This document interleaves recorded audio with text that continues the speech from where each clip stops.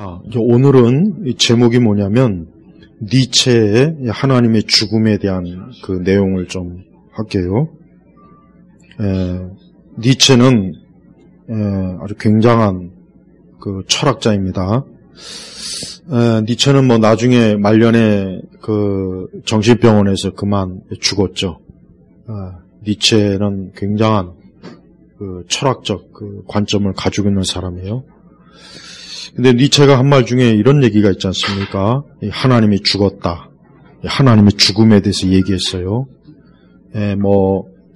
나중에 히틀러도 그렇지만은, 니체의 철학이 결국은 나중에 독일의 히틀러의 나치즘으로 나오게 되고, 그런 전체주의로 다 나오게 된 거예요. 다 니체의 영향을 받은 거예요, 사실은.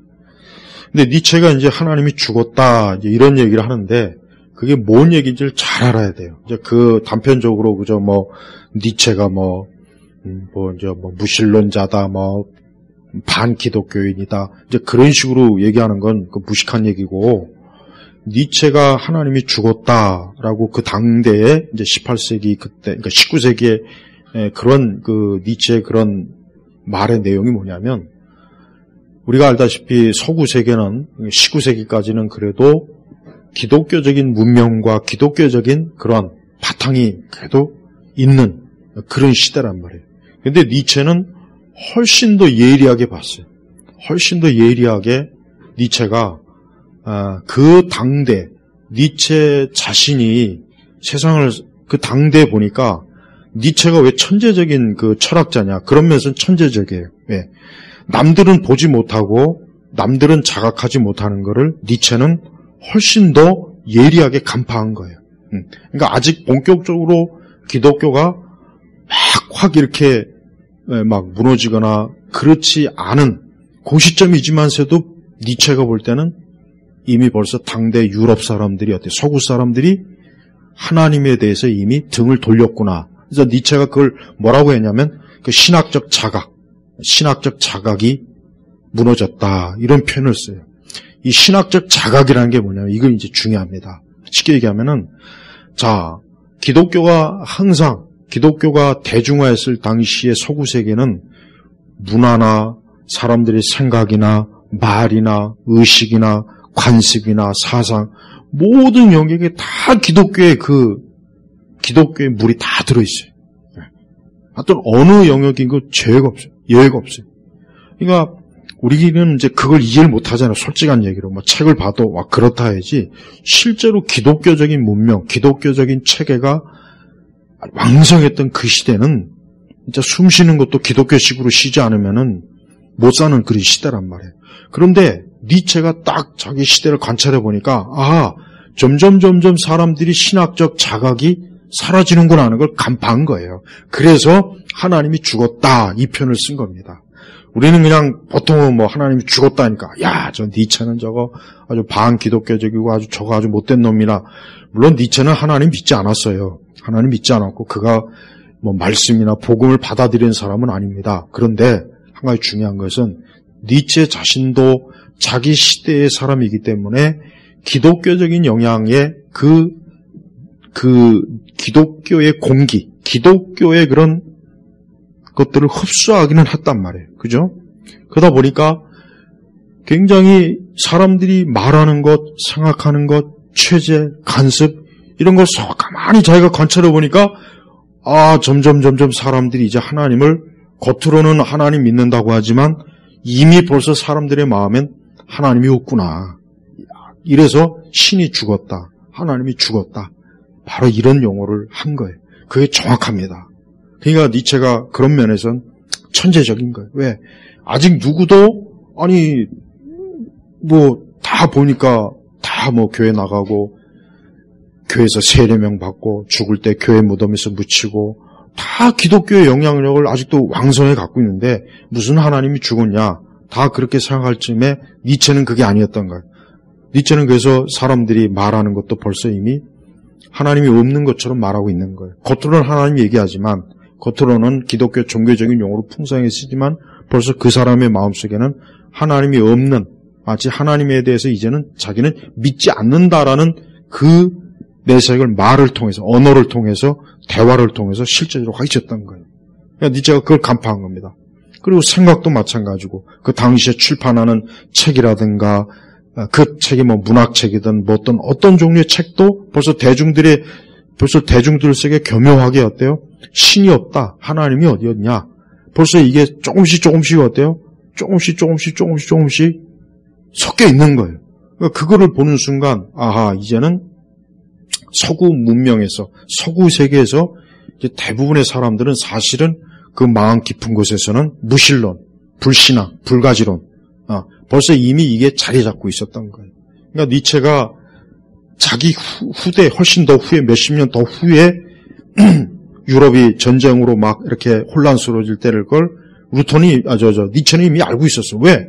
벌써 니체가 하나님 믿지 않지만 한 가지 이건 인정했어요. 그래도 기독교적인 신앙으로 그래도 사회와 이 체제가 안정되는 게 그래도 낫다. 그런 생각을 가지고 있었던 사람이에요. 그런데 벌써 사람들이 서서히 정치가의 말에 있어서 문학가, 예술가, 뭐 이런 대중들 속에서 벌써 서서히 그 이전에는 없던 반기독교적인 그 어떤 관념, 용어 이런 것들이 자꾸 생겨나는 걸 보면서 아하, 이제 머지않아 이 세상은 좀 어둡겠구나. 신을 부정하기 때문에 결국 세상이 혼란이 많겠구나. 그거 하나는 인정한 거예요. 그러니까 니체가 하나님을 믿었거나 인격적으로 하나님을 믿거나 복음을 믿어서 그렇게 판단한 게 아니라 적어도 오랜 동안의 기독교적인 신학적 자각을 가지고 있는 세대는 크게 막 요동칠 일은 없다 이거죠. 막 전쟁이 터지고 학살하고. 그래서 아까 제가 서두에 얘기했지만 히틀러는 니체의 철학을 정치적으로 그냥 보여준 거예요. 더 근원적인 것은 니체입니다. 니체. 근데 니체는 사실 그걸 좋아서 얘기한 건 아니에요. 다만 이제 신이 죽었으니까 사람들은 속으로는 신이 죽었는데 겉으로는 아직 신앙고백을 하지만 이미 벌써 사람들의 마음속에서 그런 무신론적인 심지어 반기독교적인 그런 성향들이 분명히 앞으로 더 적극적으로 펼쳐질 거다. 그렇게 되면 결국은 사회가 혼란스럽고 인간이 기본적으로 가지고 있던 인간성에 대한 것들이 파괴될 것이고 결국 그러다 보면 개인이 그러면 결국은 국가 간에 전쟁이 일어나고 폭동이 일어나고 또 말 그대로 이 땅에 있는 어떤 계층들 간에 반목이 일어나고 그럴 것이라는 것을 충분히 어때요? 자기가 철학적으로 예언을 한 거예요. 근데 결국 나중에 다 맞았어요. 여기서 이제 중요한 거는 신학적 자각입니다. 우리가 신앙생활 하는 것도 이건 우리에게도 해당되는 거예요. 우리도 모든 영역에서 모든 면에서 하나님을 진지하게 고려하지 않는 거는 결국 신학적 자각이 사라진다고 그렇게 봐야 되는 거예요. 이거는 사실 굉장히 우리 같은 지금 같은 우리가 살고 있는 이런 시대 우리 그리스도인들에게는 굉장히 문제가 커지는 문제입니다. 왜? 우리 역시 겉으로는 하나님에 대해서 얘기하고 신앙적인 용어를 써서 뭔가 좀 대화를 하고 우리 역시 기독교적인 것들을 뭔가 하지만 마음 깊은 곳에서는 어때요? 하나님이 계신가? 진짜 하나님이 계실까? 우리가 살고 있는 문화나 이 시대를 보니까 굉장히 화려하고 멋있고 막 대단하게 발전하는데 도대체 성경에 아브라함의 하나님이 어디 있고 이삭의 하나님이 어디 있고 야곱의 하나님이 도대체 어디 있냐? 벌써 어때요? 그런 마음이 들고 있는 사람들이 사실 교회 안에 많이 있어요. 저는 이 신학적 자각이 사라지는 순간 결국 그 사람은 어때요? 허수아비가 되는 거예요. 겉모습은 굉장히 기독교 종교적인 모양을 딱 취하지만 이미 속은 허수아비를 보십시오. 속은 지푸라기잖아요. 지피잖아요. 없는 거예요. 속에 생명이 될 만한 게 없는 거예요. 그러니까 니체는 당대에 자기가 보니까 아직은 그래도 뭐 기독교에 대해서 굉장히 강한 겉모습은 강하지만 속은 지푸라기가 가득해서 사실 사람들은 이미 하나님이 죽었구나. 자기 스스로 벌써 자가 판단을 한 겁니다. 근데 교회 안에 성직자들은 여전히 사람들이 예수님 믿고 하나님 믿는 것처럼 얘기하는 거예요. 그러니까 어떻게 보면 니체는 그 시대의 성직자들보다 훨씬 더 잘 본 거예요. 제대로 본 거예요. 그 시대의 성직자들이 아직도 사람들이 와서 교회와 뭐 성당에 와서 하나님을 찾는구나. 아직도 예배당에 사람이 많이 있구나. 아직도 사람들이 기독교를 중요하게 여기는가. 그거 겉모습만 보고 아직도 문제가 없겠구나 생각했지만은 벌써 니체가 볼 때는 마치 우리 몸에 암세포가 조그만 게 있는데 그걸 벌써 발견한 거예요. 벌써 이미 그걸 발견한 겁니다.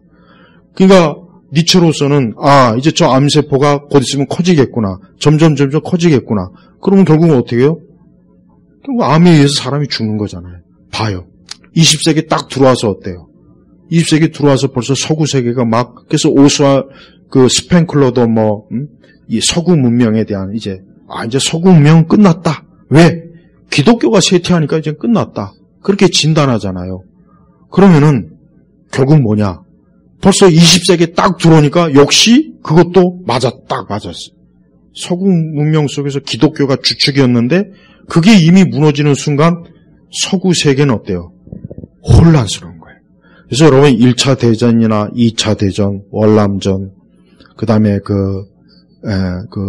구소련의 소비에트 공산주의, 이게 그냥 나온 게 아닙니다. 이게 그냥 나왔겠습니까? 뭡니까? 벌써 사람들의 마음속에 하나님이 없는 거예요. 하나님이 없어진 거예요. 그러니까 그런 현상이 붙는 겁니다. 저는 이 부분에 있어서 참 통찰력이 참 대단하구나. 근데 좀 결국은 반기독교적인 그런 극단적인 분노심에 의해서 여러 가지 이유에서 이제 결국은 생애 자체가 좀 비참하게 끝났지만 그러니까 그런 것들을 교회가 훨씬 더 먼저 깨달았더라면 얼마나 좋았을까. 그러니까 교회가 훨씬 더 먼저 사람들이 지금 번성하고 있구나. 교회 가득한데 문제 없네. 예배당도 가득하고 그렇게 볼 것이 아니라 벌써 이미 사람들의 마음속에 불신앙의 암세포가 딱 있다는 걸 알았다면 교회가 그냥 낙관적이고 그런 자유주의 앞으로 이 세상은 좋아질 거다. 이 세상에 천년왕국이 이루어질 것이다.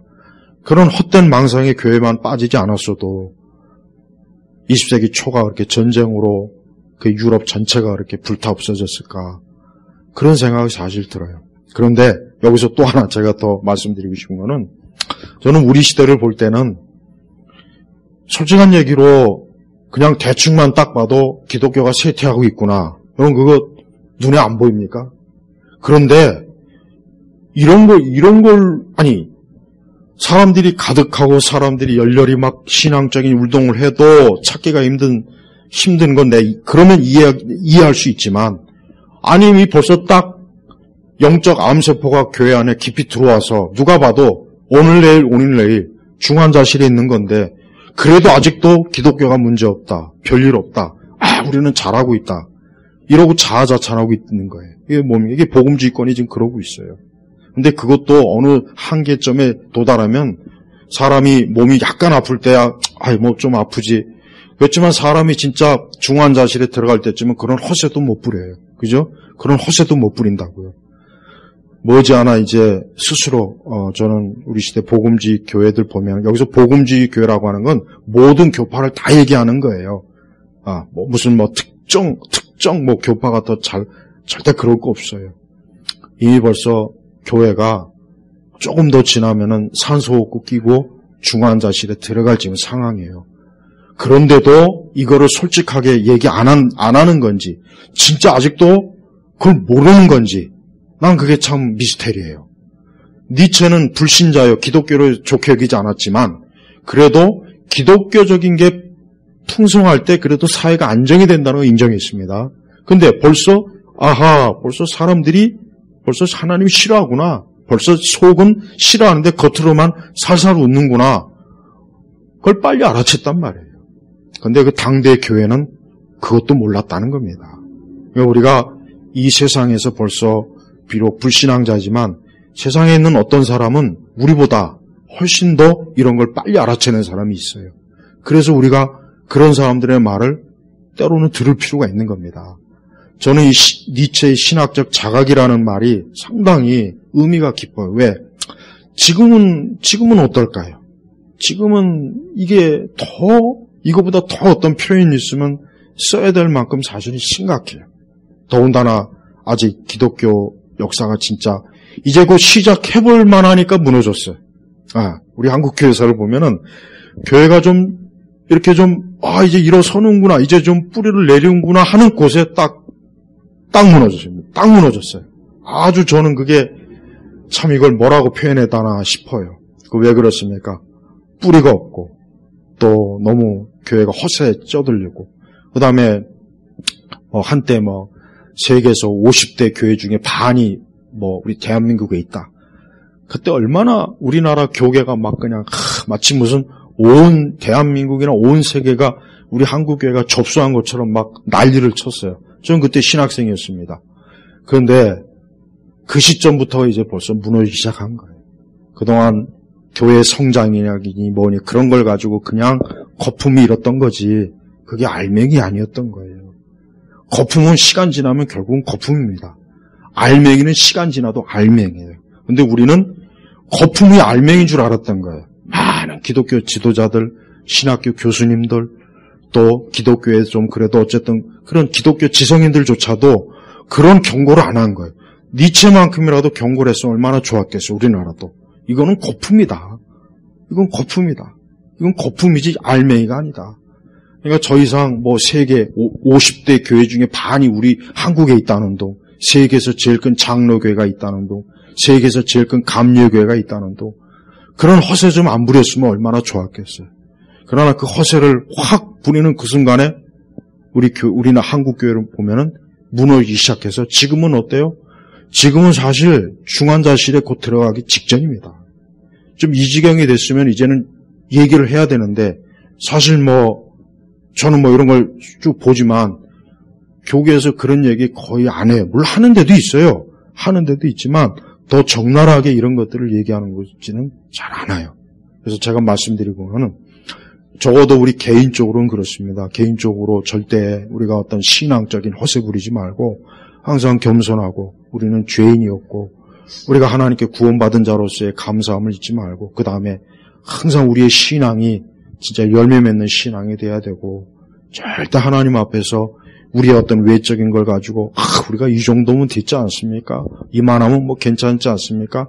이러지 말고 겸손하게 주님 앞에 무릎을 꿇어야 됩니다. 서구세계 마지막 기독교의 전성기는 19세기 중반이에요. 그때가 마지막이에요. 근데 그때가 가장 기독교가 서구세계에서 보편화 완만하게 가장 전성기 때였습니다. 근데 그때 벌써 완곡하게 쑥 내려갔지 않습니까? 그러니까 우리가 이 성경의 말씀대로 선줄로 생각하거든 넘어질 거 조심하라는 말씀이 딱 맞아요. 그게 딱 맞아요. 정말 맞습니다. 그래서 절대 우리 자신에 대해서도 우리 자신의 신학적 자각을 절대 놓치면 안 돼요. 이건 중요한 거예요. 이거는 뭡니까? 우리의 문화, 생각, 말, 의식, 표현, 또 우리의 관습, 체제, 사상, 여기에서 이 모든 영역에서 하나님을 진지하게 고려할 때 이 신학적 자각으로 인해서 우리가 견고하게 신앙에 쓰는데, 서서히 마치 뜨거운 날 아이스크림을 바깥에 놓으면 어때요? 녹죠? 결국 녹아서 나중에 그냥 물이 돼버리지 않습니까? 그렇게 된 거예요. 그러니까 서구 역사 속에서 니체가 아마 마지막으로 그 서구 기독교가 이제 끝났구나. 이제 벌써 사람들의 마음속에, 근데 진짜 그게 제대로 나타난 게 한 100년 뒤입니다. 그러니까 니체가 천재는 맞습니다. 천재는 맞아요. 그 당시에 누구도 그런 얘기 한 사람은 없어요. 신학자도 목회자도 그런 얘기 한 적이 없어요. 근데 벌써 딱 보면은 우리가 지금 우리는 그냥 딱 봐도 누가 봐도 정상인이라면, 이거 교회가 거의 이제는 이게 정말 거의 이게 모든 면에서 교회가 무너졌구나. 이거를 좀 봐야 되고 솔직하게 인정해야 되는데, 아직도 우리나라 기독교는 허세입니다. 허세. 아직도 허세가 가득해가지고 아직도 무슨 우리가 대단한 줄 알고 있어요. 아직도 사람들이 막 기독교 절대 그렇지 않습니다. 밖에 나가면은 기독교 교회 사람들 인정도 안 해요. 내가 청소년 시절에 80년대 신학공부 90년대만 해도 교회는 그래도 인정했어요. 그래도. 근데 지금 어디 인정합니까? 이번에 코로나 때 교회가 말하는 거 세상에 들었나요? 듣지도 않았어요. 예배? 예배 드리지 말라면 드리지 말지 뭐 이렇게 교회가 말이 많어. 이랬잖아요. 그리고 교계에서 어디 거기에 찍소리 했어요? 못했단 말이에요. 그러고도 무슨 아직도 허세를 부립니까? 난 요즘 보면은 야, 우리가 저 극단적으로 기독교를 반대한 니체보다도 지혜가 없구나. 아니, 반기독교적인, 기독교가 무너지기를 바라는 사람도, 이거 신학적 자각이 이제 사람들이 사라지는 거야, 유럽 사람들에게. 이렇게 경고를 해줬는데, 우리는 그보다 못하는 거예요. 여러분들은 절대 허세 부리지 말고, 우리 스스로 허세 부리지 말고, 겸손하게 하나님 바라보면서, 하나님의 주권 속에서 우리가 하나님 앞에서 살아야지, 조금이라도 신앙적 허세, 이거는 망하는 길이에요. 그때부터 망하는 거예요. 딱 그때 망하는 겁니다. 우리 한국교회도 그렇죠. 유럽에도 그렇죠. 다 그럽니다. 그러니까 오늘 이 니체 하나님의 죽음이라는 의미가 무엇 의미인지를 제가 가장 정확하게 설명했습니다. 우리가 그냥 일반 기독교에서 뭐 반기독교적이다 그렇게만 보지 말고 그건 맞는데 그렇게 반기독교적인 사람이 기독교의 가장 중요한 것들을 교훈했다는 거 그것도 좀 알아라 이거죠. 그것도 좀 알고 살아라 이거죠. 그래서 우리 세대 빛의 자녀가 이 세상의 자녀들보다 못하다는 주의 말씀이 이게 다시 한번 또 이루어지는 걸 보면은 좀 많이 좀 안타깝다는 생각이 듭니다. 마치겠습니다. 하나님 아버지 오늘도 우리를 주님 안에서 겸손케 하시고 그저 우리는 용서받고 구원받은 죄인일 뿐입니다. 우리가 하나님의 은혜로 살고 하나님 안에서 삽니다. 우리를 긍휼히 여기시고 우리를 사랑으로 주님 안에서 받아주시옵소서. 감사함에 예수님의 이름으로 기도 올렸습니다. 아멘.